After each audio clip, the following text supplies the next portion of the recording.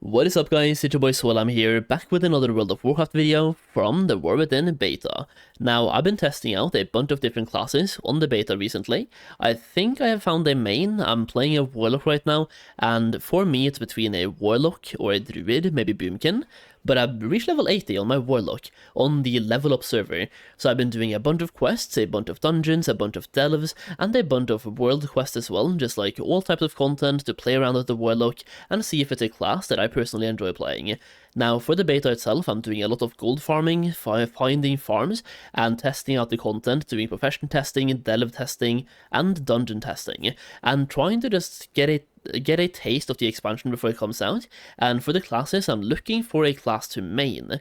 I've only really tried out Warlock and Boomkin towards the end game content so far, but I've been playing all the classes a little bit, just to see if they fit my playstyle, and so far, Boomkins and Warlocks feel really good to play. I don't have a DPS meter, so I don't know exactly how well we're doing, but to help us with that, we're going to be reacting to a video today, and I recently made a switch from classic WoW focused content, basically Cataclysm and Season of Discovery focused content, to retail for the War Within, which is coming out in about 6 weeks, 1.5 months, to make some guides for this expansion before it comes out, and gold making guides when it comes out too.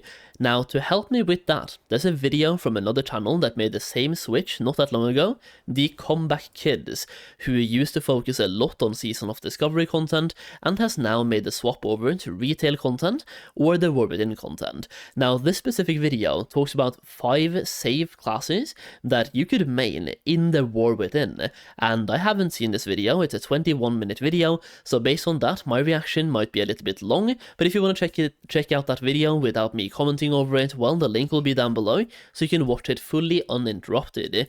Now, for me, let's just dive into this, let's see what they have to say, and let's see which classes are good and which classes are less good. I'm guessing in this video, based on the title being 5 safe classes, they're going to be talking about 5, and I am hoping that Warlocks or Boomkins are one of them. Well, Boomkin isn't really a class, but you get the point. Boomkins, again, really, Warlocks or Druids, please. Either way, let's get into it. Whenever a new expansion drops, it can always be super scary deciding what class to main throughout the expansion.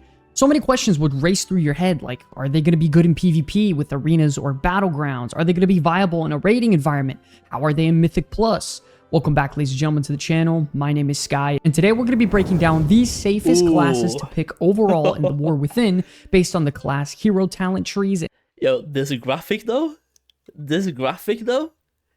I like this. And design overall, gameplay variety so you don't get bored, and the way they are looking to perform. As a player with an actual life, you're busy, and you don't need the stress of figuring out what class is a sure banger. Yeah. Don't worry, because the Comeback Kids got your back. And speaking of just being better overall than the rest, the biggest addition for me as a gamer recently has been switching over to today's sponsor, Opera GX. And I know you're probably upset you're hearing the sponsor, but I'm really... No, but hey. I'm using this browser. Do I say I can vouch for it? I don't know. I'm using it. I'm pretty happy with it. That's what I can say. Not a bad sponsor to have, dude. Not trying to sell you on anything because it's absolutely free using my link in the description below. I'm somebody who's on my computer pretty much all day for work as well as my own personal hobbies like gaming, and Opera GX has completely changed my life on my computer. We gave this product a try a few months ago after they reached out to us, and I could not be happier about giving this web browser a go. Compared to some of the other ones, it's a brand new, sleek, and modern design that's 100% customizable to how you like it, and it can be set up within minutes, importing all your information from your previous browsers in just one click. You have thousands of different themes to customize, animated wallpapers, immersive sound effects for typing and opening up a new tab, all while saving you precious RAM and GPU to perform better. Something that blew my mind about Opera GX is that you could actually detach YouTube videos that you're currently watching and display them on your screen at any time, which allowed me to have my own, like personal mini TV while I'm watching or farming gold or doing quests in World of Warcraft. Ooh, Not only that, you have your social media and other programs embedded directly into the sidebar like Twitter, Discord, Instagram, Twitch, ChatGPT, So you could just hot swap between those programs and tabs in a matter of a few seconds. I personally love using the AI integration with Opera GX to help me summarize some of those long drawn out Blizzard articles to save me some time to pump out more news content for you guys. On this channel, we're very, very particular about, the ads that we show to you all, because we not only want to give you the absolute best, but we want to give you a product that you're actually going to use and something that's helpful. Please do yourself a favor and just give it a try, because it's absolutely free. Go to www.operagx.gg/thecomebackkids2 and dump that boring, outdated browser that you've been using, and let's level it up together. Now, get back to the content. Starting off with what I think is the safest pure DPS class to pick, this expansion has got to be the Mage. You can't bring up the topic of safety without bringing up this class. Every single expansion in WoW, there's always one spec of Mage that is meta and dominating no matter what, so you will always have a class spec option that is performing very well. Heading into the War Within, all three specs offer a very wide variety of gameplay options that are very well designed from the developers at this point in the beta. Now, Fire Mage may be one of the more complicated DPS specs. Has there ever been a expansion where mages haven't been a good class to pick for a main? I'm just trying to think, because I've played every single WoW expansion until this point, and looking back, has there been an expansion where mages have been a bad choice? Granted, I haven't played the most recent expansions that much on a high level, but until Legion, I played on a pretty high level as well, doing World 300 mythic raids, trying to push for ranks, trying to push parses, mythic dungeons, even challenge mode dungeons. We had realm best times on challenge mode dungeons too, so I've been trying to play the game on a high level both for PvE and PvP. I can't really think of a time where mages was a bad choice. Seems like just a good solid choice overall, man. yeah, mages are living good. Unless I'm forgetting an expansion, but I don't think so. But I promise, if you know what you're doing, you'll top the meters in just almost every situation. With the addition of Living Bomb becoming a passive tied to your Fire Blast, Kindling to reduce the cooldown of your combustion, and Sun King's Blessing to get you back into combustion very often, the spec's damage is nearly all instant cast. What is Lit Fuse? Consuming Hot Streak has a 15% chance to grant you Lit Fuse. Your next Fire Blast turns up to one nearby target into a Living Bomb that explodes after 2 seconds, so more living bombs from Fire Blasts. Okay, damn, that's pretty good. Phoenix Flames, we know about that one already. Fire Blast, we already know about. Frostfire Empowerment. Your Frost and Fire spells have a chance to activate Frostfire Empowerment, causing your next Frostfire Bolt to be instant cast, deal 50% more damage, and explode for 80% of the damage to nearby targets. Dude, Fire Mage is looking great though. And having played on the beta, by the way, mages are pumping. I do believe, at the time of me reacting to this, we had a patch released yesterday, which I believe nerfed mages a little bit, but they were pumping, so they pretty much deserved that, because every dungeon group I've been in, when we had a mage, he was topping DPS, whether he was fire or even arcane. So mages are looking nice. Abilities while being so explosive that it would just leave you laughing in joy about how much damage you're actually dealing. Once you add the Frostfire hero talent tree, it becomes a true work of art. Throughout your rotation, you will now have the opportunity to add even more living bombs to your Fire Blast while also giving you Frostfire Empowerment, which makes your next Frostfire Bolt instant and hit for nearly 1 million damage that spreads to all nearby enemies for 80% of that. You tie that to being an automatic crit with your combustion, you're gonna have nothing but a good time. Then after that, you have the completely reworked Arcane Mage that leaves the— No. You're not gonna just blast through that. That just built upon the fire class and made it so good. That to me sounds overpowered and sounds exciting to play. I kinda low-key wanna level up a mage now. Or maybe go to the instant level 80 server and play a mage over there. Dude, my cat is being super annoying today. Can you go to sleep? Just stop catching flies in the room. It's okay. You're gonna break something. If something breaks during this video, I'm gonna be mad. class feeling the best it's ever been in WoW existence. Also putting out some of the highest numbers on the War Within beta right now. You're pumping out constant arcane barrages and arcane orbs for free. You now gain arcane charges through your arcane missiles procs. And then when you have your heavy hitting cool... Dude, what are those numbers? It's just like... I'm struggling to take this all in. That is a lot of numbers on the screen just being pumped. This is why they're pumping the DPS meters and always topping. Cooldowns like Arcane Surge and Touch of the Magi, you just completely melt packs in AoE scenarios all on your own. The best part about this class is that its damage is actually so high and consistent that you don't need all of your cooldowns to deal absurd DPS. Not only that, your Spell Slinger hero talent tree, which allows you to shoot out a ton of arcane splinters, is just completely passive, which allows you to go about your normal rotation, which is very fun for arcane, and deal a ton of damage overall. And then of course you have the Frost Mage, which brings never-ending slows to packs of enemies, heavily controlling the battlefield and being very versatile. You're constantly gaining procs to either toss out, free flurries to amplify your damage, ice lances to split instant cast damage, as well as your very heavy hitters like Glacial Spike, which can AoE for like 4 to 5 million a cast, and then Comet Storm, which just destroys enemies in packs. I mean, this spec is very, very strong in a Mythic Plus environment due to how much control it actually brings as well, and how simple it is to play. You also use the Frostfire talent tree for this spec, which occasionally allows your Ice Lance to actually add Living Bomb to your enemies and give you instant Frostfire bolts to deal massive AoE damage. Very, very solid spec overall. Listen, with all three mage specializations being some of the best DPS specs in the game, while all being vastly different in one class, then you have the redesigns of all their talent trees being cleaned up, paired with their hero talent trees being some of the best designed in the entire game. There's no way you can't agree that Mage is one of the safest and sure bets heading into the War Within, and if you're looking for a ranged DPS caster, Mage can absolutely be a perfect pick for you. Moving on to what now could be the overall safe... Dude, Mages, I just got hyped. As someone who hasn't played a Mage yet in like the high end on the beta, after watching this, I instantly want to make a Mage. Fire looks really fun to play. Arcane looks overpowered. So like, really fun to play, really overpowered. Then you have Frost just controlling everything and slows and stuns and freezes. Mages it's a good expansion to be a mage, man. Safest pick in the entire game.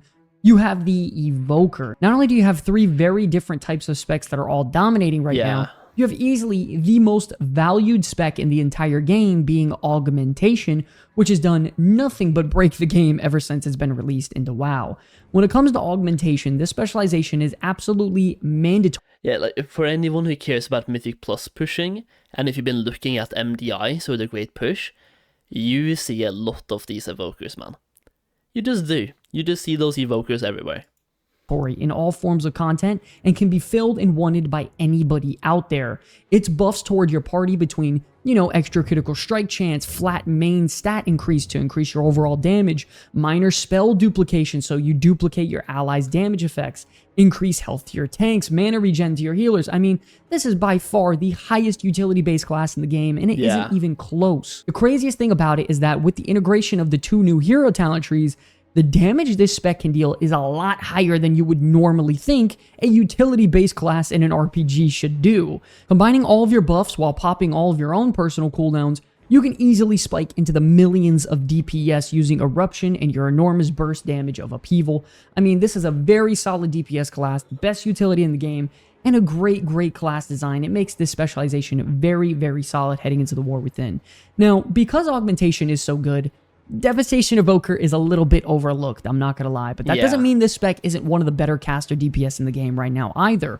All throughout Dragonflight, Devastation performed very well, but with their new hero talent trees, the gameplay got significantly more fun and interactive than ever before. You pretty much have the option to go more blue focus damage, which prioritizes AoE disintegration, shattering stars, and tons of deep breath cooldowns resets to just amplify your damage overall. And then you have the Flame Shaper talent tree, which prioritizes, red and fire-based damage abilities to hone in on pretty much way more AoE DPS and increase your damage over time effects significantly with your brand new hero talent tree Engulf. And then you also have their Kindle passive to add even more damage over time effects, so you can see how it gets out of control. Both of these hero talent trees offer a very wide range of gameplay styles while also having their own place in content, making it a very fun and safe overall caster DPS spec in the end game. And then when it comes to preservation, their support class, they are easily eating some of the best as a healer right now, more than anybody. Both hero talent trees for preservation are not only great for their fantasy, but also provide a very different gameplay style between each other that can be catered around. If you prefer the way, preservation plays right now in Dragonflight, you have the Chrono Warden, where it has the Season 2 and Season 3 tier set bonuses pretty much embedded into the hero talent trees, which a lot of preservation healers, seem to love. Then you also have your enhanced Living Flame. Wait. Before you move on here, the comeback kids, take a look at Dal Evoker on the DPS meters here. So you're a healer doing more DPS than an actual DPS. And yeah, I mean, hey, this is looking good if you want to do Mythic Plus. Because Mythic Plus, you want the healers to pump damage as well while healing, if you even bring a healer. It depends on your groups, right? We've seen a lot of healer-less groups happening, especially for, maybe not pushing, but for MDIs, or timing high-level keys, because you just want to have as much damage as you can. But if you need to have a healer, and you want the healer to be doing DPS, those charts are looking good.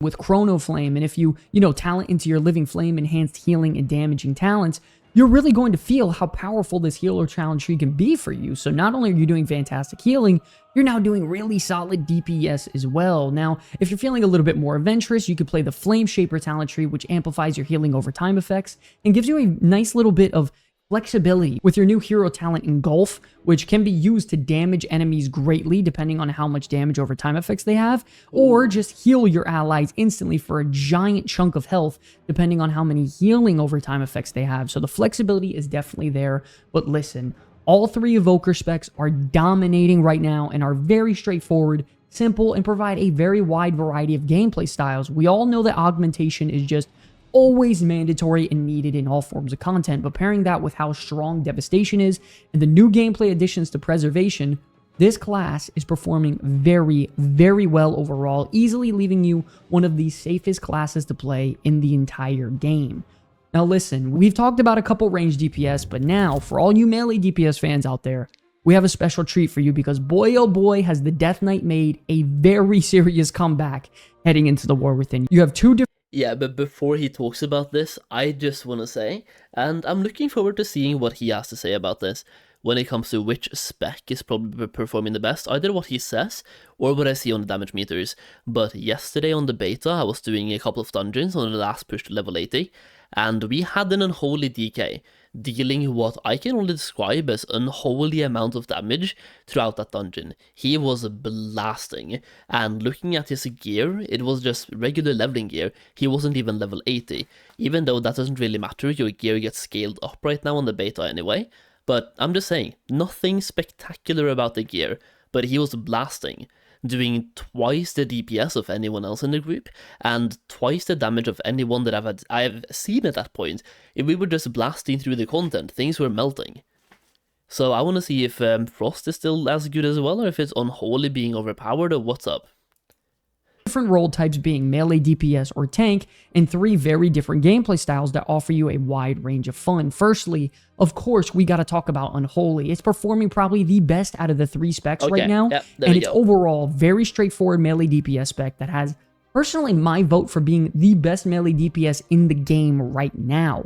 The amount of AoE damage you can deal is through the roof by simply just, you spread your Festering Runes with Vile, Contagion, and your Defile abilities, and then you spread around multiple damage over time effects instantly just with one button using Outbreak, and then you pop all your cooldowns and just annihilate mobs with pretty much a 2 to 3 button rotation. Then once you add the hero talent trees to this as well, that's kind of when the specialization really comes online and things just get silly at that point. You have the Riders of the Apocalypse hero talent tree that allows you to have what feels like an army of minions every 60 seconds to just deal massive, massive damage all on their own. And then you have the Sand Lane hero talent tree that focuses more on like a blood theme, which turns your Scourge Strike into a Vampiric Strike that pops all your Festering Runes and deals massive damage. It did recently just get nerfed, but it doesn't even matter, it's still absolutely broken. Moving on to their other DPS spec, you then have the Frost Death Knight, which recently saw buffs that actually made the spec much better than it was previously in the beta. For example, previously...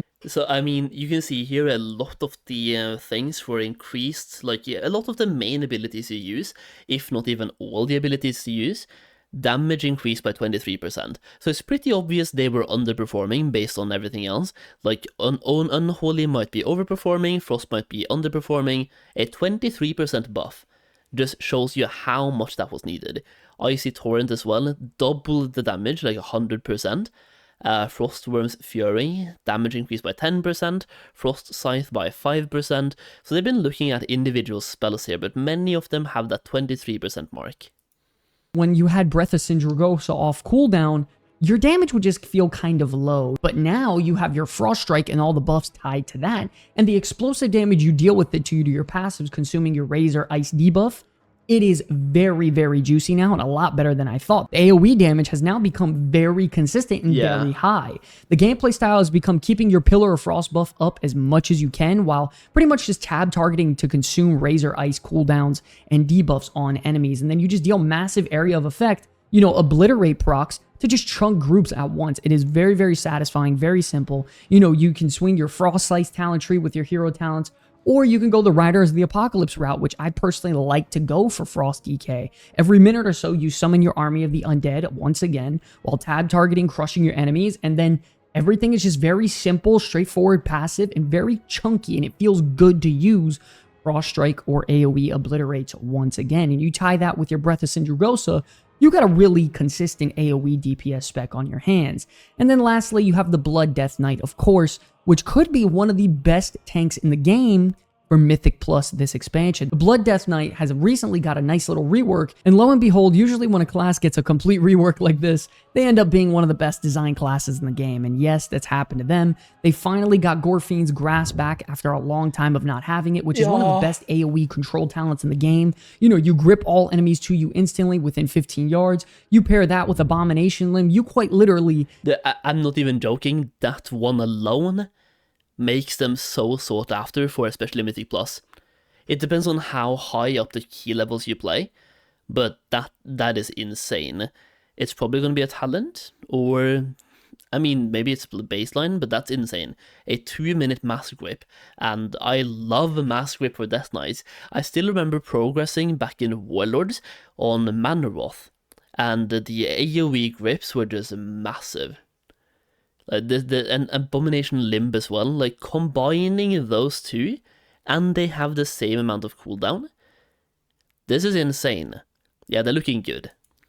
Give your teammates a amazing alley-oop to deal damage in an AoE scenario very consistently. You also have Bone Storm returning, which is now reworked, and on a 1-minute cooldown, it now consumes Bone Shield charges rather than runic power, and will now, you know, pump out some decent AoE damage and give you some self-healing. You combine that with being able to spam death strikes to keep you alive, I mean, you're in a pretty damn good spot. Then, of course, you have your hero talent tree, the Sand Lane talent tree, which gives you even more healing on your vampiric strikes to just give you a ton of benefits and buffs. So, overall, Blood Death Knight is looking phenomenal as well. When it comes to a melee DPS or tank juggernaut, good lord, the Death Knight is dominating right now on the War Within. They have fantastic utility with AMZ, AoE anti-magic shells. They have their battle res. They're solid in all forms of content with pretty much all of their specs.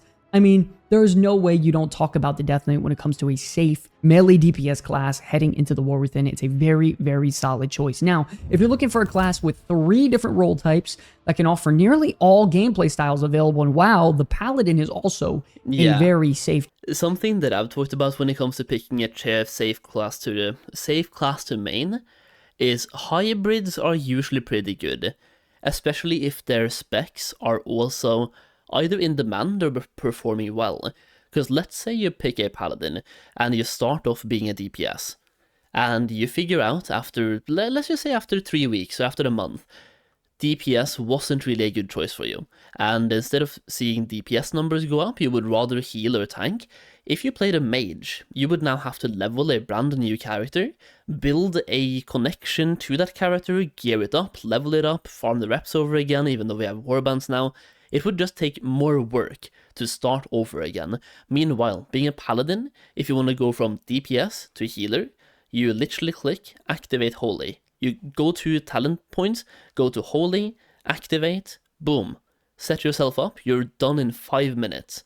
Maybe download a healing add-on or something, right? And you're good to go. If you want a tank, same thing. Protection, activate, go.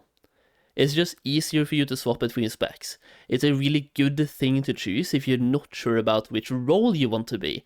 Like, do you want to be a DPS? Do you want to be a healer? Do you want to be a tank? If you're unsure about that question, hybrids are usually a pretty good choice. Choice heading into this expansion, and no matter what, in a raid group or Mythic Plus, one version of Paladin can always be used and appreciated. If you can play all 3 specs and you can play them well, you are in a very, very safe spot this expansion. One thing I will say up front about the Protection Paladin, though, is that it's definitely not the best tank in the game, I will say. But the reason it's on this list for being a very safe choice is simply because it's one of the easiest tanks to play in the game. Currently, based on what I'm seeing on the beta, and if you ask me for my opinions on this, I would say that Prot Paladins are maybe the worst tanks. Quote me if I'm wrong here, but I feel like there are better tanks out there. Blood DKs, better tanks. Monk tanks, better tanks. Feral Druids, better tanks. Warrior tanks, I'm not sure about. I haven't seen a single one on the beta so far, so I can't really comment on that. But as for the tanks that I've seen, Prot Paladins are the worst ones, in my opinion. And from what I'm seeing from other people as well. It's just they provide the least. In terms of survivability, the pace of which you can move the content. Like monks, you just have permanent movement speed. Druids, you have a movement speed on demand. Blood DK, you have a mass grip. You have way more things than that as well. Just wanted to point a couple of things out. And Druids, monks, and Blood DKs are looking really juicy on the beta so far. By far. The gameplay style still has not changed that much, even after like 8 or 9 years, but there have been some quality of life improvements recently toward your consecration to where after you leave its area, you still gain all the benefits from the spell for 4 seconds afterward, making you much more mobile than previously before in a very big quality of life upgrade. Not only that, the floor of the Paladin can be very low and easy to conquer and accomplish, but the ceiling is very high as well because you have all the utility you have with your blessings as well as combat res, other abilities in your toolkit, your lay on hands. So there's a high ceiling with the Paladin if you know what you're doing as well. When it comes to their hero talent trees, honestly, I was quite surprised with how much healing and damage, passively the Lightsmith hero talent tree was doing. And if your primary focus is on buffing and becoming a bit more tanky, this is probably going to be your go-to option. But if you're looking for some more personal damage and threat control while bringing some really awesome looking visual effects, I mean, Templar was very, very fun, which we will dive into right now because we're going to be talking about the Retribution Paladin. And overall, this DPS spec has become a ton of fun so far in the beta. You hit your Wake of Ashes ability directly into your hero talent, the Hammer of the Light. It feels super amazing, very satisfying. This hero talent tree ability can easily allow you to hit for like 1.8, 1.9, 2 million damage in one ability, and the playstyle of Ret has become so simplified and way less bloated than it was in the past, kind of how Enhancement Shaman is right now. It just got cleaned up so well. You have so many attacks just passively going off, like your Crusader Strike being attached to your basic attack so you don't have to worry about it. You have your Consecrate being casted with your Blades of Justice. I mean, my favorite addition to this spec is that every time you use a Wake of Ashes ability, you instantly pop your Avenging Wrath cooldown, which just makes it so easy and so satisfying to whenever you use your Wake of Ashes, you just feel so powerful and see nothing but a ton of numbers on screen just popping off. It feels very, very good. This class is back and fantastic overall. Very super simplified rotation is easily one of my favorite DPS classes in the entire game. Lastly, with the Paladin though, of course, we have the Holy Pally. What's crazy is that the Glimmer and Daybreak integration into the class that was kind of really heavily, incentivized the last couple expansion has been actually reworked and all of it is gone. Overall, players are loving these changes and it's really pruned the class down and made it feel a lot more smooth than it previously was. You have the Herald of the Sun hero talent tree after using, Holy Prism or Barrier of Light, which is quite often, by the way. Your next 2 holy power spending abilities apply a very chunky heal over time for your allies, and that spreads to other targets in the area, which feels very satisfying for the class. Then on top of it, your main holy power spending ability, Word of Glory, is actually buffed to the Eternal Flame hero ability, which once again applies a nice chunky heal over time effect. So When you pair all this together with your capstone, the sun's avatar, but when you pop your wings, you apply Dawn's light to enemies or allies around you and then have those awesome looking beams come out to heal your allies, the Holy Paladin definitely looks like it's on its way to becoming one of the better healing classes in the entire game. Paladin overall, though, has to be one of the safest classes heading into War Within, simply due to how high, the versatility that the class brings. You're also always needed inside a raiding environment. You fill every single role type, and if you know how to play all three specs, there's no way you won't have a spot during just about any form of content in the game. Moving on now to the final super safe class you can main in the War Within. It has to go to the Warlock. Yes. As of right now, Yes. the Warlock is known for having one of the most well-designed set of talent trees in the entire game. Combine that with, all three of their specs performing very well, with a wide variety of DPS gameplay styles that are loads of fun. There's no reason why you can't say this is a safe class for anybody that loves a pure DPS caster. Starting off with Affliction, a very massive... Yeah, dude, I'm playing Affliction myself, and let's just say, going through, if you go through when you pick your hero talent, and you go to Helicaller, and you go for, Helicaller, Wither is corruption, but on the juice. Wither is insane. The amount of DPS you deal with Wither alone, it is massive. And Affliction Warlocks just feel great. Pretty much every single spec for Warlocks feels great. I feel like Mages do more DPS, but once again, I don't have a DPS meter for now. Upgrade immediately is just how much more fluid the spec feels with, the change to Siphon Life becoming a passive to your corruption, pumping out instant Shadow Bolts with Shadow Bolt volleys, and then, the spec just feels a lot better. The talent tree is so much more smooth. The AoE damage with your Hellcaller hero talent has become incredibly strong. You use your Seed of Corruption to spread your new upgraded corruption, which is now called Wither, and you pair that with all your other dots, spamming Malefic Rapture. It is so good, man. Good God, the damage is just absolutely nuts. Affliction is dominating right now, and still, after weeks and weeks, it remains on top even after all of the class changes. Now, moving on, when it comes to destruction... Look at the damage meter there. He is pumping. Absolutely pumping. I feel like going with the Affliction of Warlock might be a good choice. I might not have made a bad choice after all.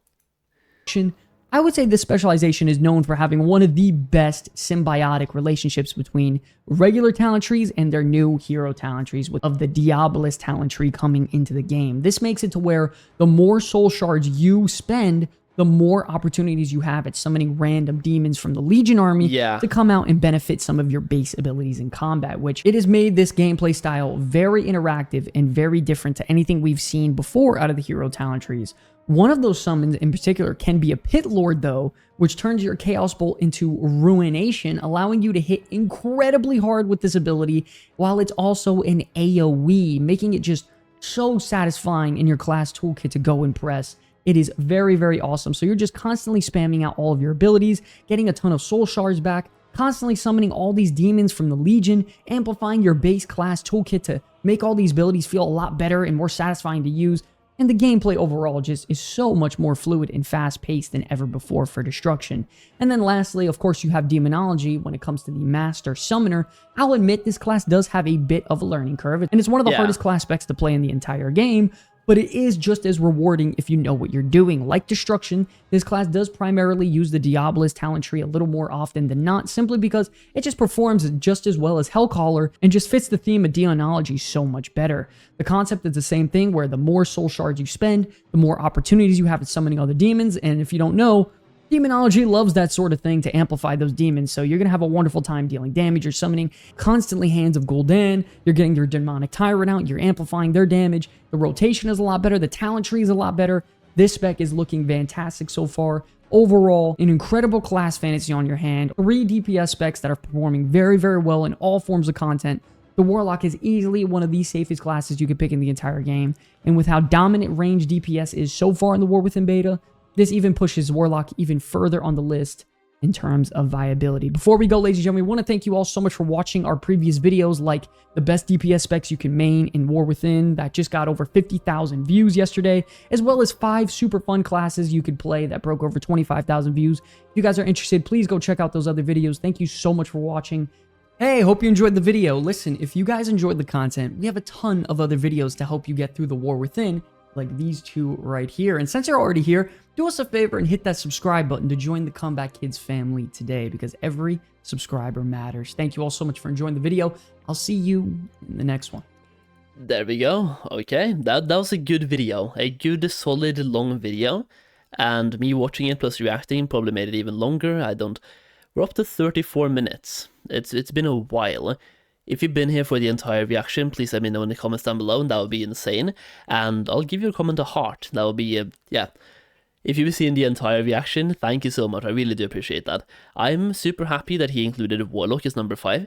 And I've only played Affliction. I've touched Demonology a little bit, but it wasn't really, like he said, it has a learning curve. And for me, I know how to be Affliction, so I was just like, I'm gonna stay Affliction.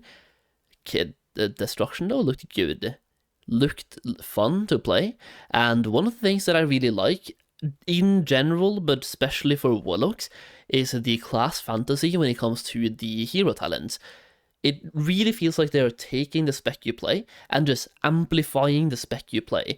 As an Affliction Warlock, having Wither just makes so much sense, and the symbiotic relationship between the talents and the hero talents, it's just great. And the way Destruction looked, it looked the same. Like, it looked like they're building upon the Destruction Warlock and making it more Destruction, which is great. Like, you get Ruination, for example.